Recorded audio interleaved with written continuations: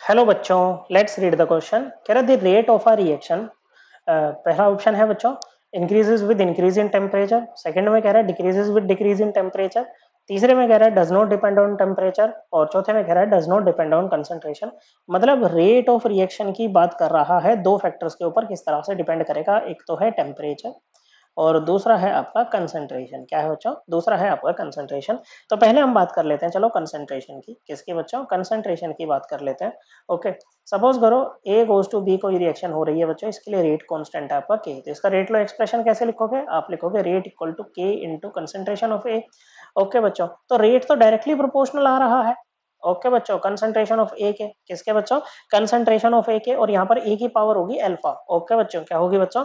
ये होगी बच्चों ए की पावर अल्फा। ओके बच्चों, अल्फा क्या होगा बच्चों? यहाँ पर ये होगा आपका ऑर्डर ऑफ द रिएक्शन बच्चों। ओके बच्चों, तो ऑर्डर ऑफ रिएक्शन ही तो बताता है बच्चों कि जब हम कंसंट्रेशन को चेंज करते हैं तो किस तरह से रेट पे इंपैक्ट आता है। तो रेट डायरेक्टली प्रोपोर्शनल ए के नहीं है, ए की पावर अल्फा के है।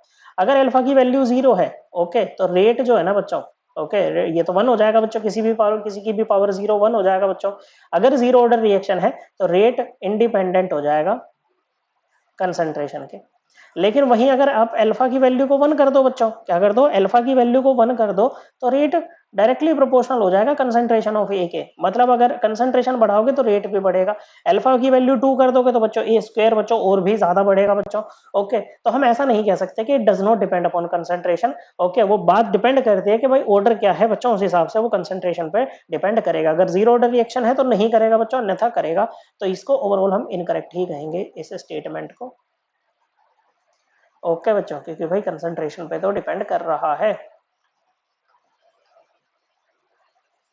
किसी एक पर्टिकुलर ऑर्डर के लिए ना करे वो एक अलग बात है बच्चों। ओके, लेकिन करता है, ठीक है बच्चों। अब दूसरा फैक्टर यहाँ पर जो बात हो रही है वो हो रही है टेम्परेचर की। किसकी बच्चों? टेम्परेचर की हमें बात करनी है बच्चों। अब देखो, जो मोस्टली जो केमिकल रिएक्शंस होते हैं ना बच्चों, they are accelerated by increase in temperature. Okay बच्चों, टेम्परेचर बढ़ाने से क्या होती है बच्चों, ये इनका रेट जो है ना वो इंक्रीज करता है। ओके, किसी जैसे मतलब for a chemical reaction with rise in temperature by 10 degree the rate constant is nearly doubled. Okay बच्चों, 10 डिग्री राइज कर दो टेम्परेचर में, रेट कांस्टेंट आपका डबल हो जाएगा। Now the relation between rate constant and temperature it is given by Arrhenius equation. Okay बच्चों, तो देखो रेट कांस्टेंट अगर घटेगा बढ़ेगा तो रेट पे भी तो इम्पैक्ट आएगा ना बच्चों। तो यहाँ पर ये अर्हेनियस इक्वेशन क्या कहती है बच्चों? ये कहती है जो रेट कांस्टेंट होता है वो इसके वो इक्वल होता है ए इंटू ई की पावर माइनस का ई ए अपॉन आर टी। यहाँ पर ए क्या होता है बच्चों? इसको हम प्री एक्सपोनेंशियल फैक्टर या फिर अर्हेनियस फैक्टर कहते हैं बच्चों। ओके बच्चों, क्या कहते हैं? प्री एक्सपोनेंशियल फैक्टर या फिर अर्हेनियस फैक्टर इसको कहते हैं। ई ए होती है बच्चों एक्टिवेशन एनर्जी बच्चों। ओके, आर होता है आपका यूनिवर्सल गैस कांस्टेंट, इसकी वैल्यू हम जनरली क्या लेते हैं? 8.314 जूल पर केल्विन पर मोल। और टी होता है बच्चों हमारा टेम्परेचर इन केल्विन। क्या होता है बच्चों? टी होता है हमारा टेम्परेचर इन केल्विन। अब बात को ध्यान से सुनना बच्चों, यहाँ पर आपको क्या लग रहा है बच्चों? जो k है वो e की पावर माइनस ई अपॉन आर टी है, डिनोमिनेटर में आ रहा है, तो हम कहेंगे ये तो भाई टेम्परेचर बढ़ाओगे तो k तो डिक्रीज करेगा बच्चों। लेकिन यहाँ पर ये देखो माइनस का साइन भी है बच्चों। क्या है बच्चों? माइनस का साइन भी यहाँ पर है। ओके बच्चों, ये तो इस बात का हम ध्यान रखेंगे बच्चों। तो यहाँ पर क्या होगा बच्चों? अगर आप टेम्परेचर को बढ़ाओगे तो रेट कॉन्स्टेंट भी क्या करेगा बच्चों? रेट कॉन्स्टेंट भी आपका इंक्रीज करेगा। क्या करेगा बच्चों? रेट कॉन्स्टेंट भी आपका इंक्रीज करेगा। अब देखो अगर दोनों साइड लॉग ले लो तो ये हो जाएगा ln के, नेचुरल लॉग ले रहे हैं बच्चों, ln के is equals to ln A plus ln E की power minus E A upon R T. हमने यहाँ पर ln इसकी लॉग की प्रॉपर्टी लगाई है, लॉग एम एन को हम लिख सकते हैं log M plus log N.